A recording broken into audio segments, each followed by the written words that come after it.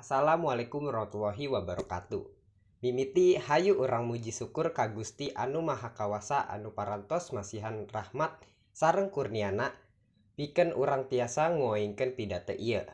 Sholawat sareng salam ka junjungan urang Nabi Muhammad SAW tong hilap ka kulawargana sareng rencangan sareng mudah-mudahan ditepikeun ka urang salaku umatna.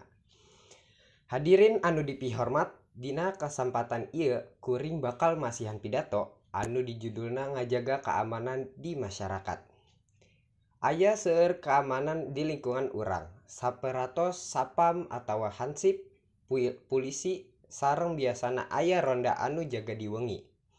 Keamanan lingkungan ieu diperlukan ngajaga, ngajagi, sareng ngaula ka masyarakat. Kagiatan patrol wengi diperyogikeun pikeun mastikeun yen langkung seueur jalma ngabantosan ngajaga keamanan lingkungan sakitar. Janten kuring ngaharapkeun bapak-bapak anu aya di dieu bakal ngabantosan urang babarengan sareng oge patrol wengi ayeuna bakal ngarobih jalma unggal dinten janten anjeunna moal ngaraos capek.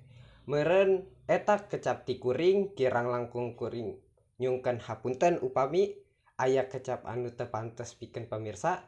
Wabillahi taufiq wal hidayah. Wassalamualaikum warahmatullahi wabarakatuh.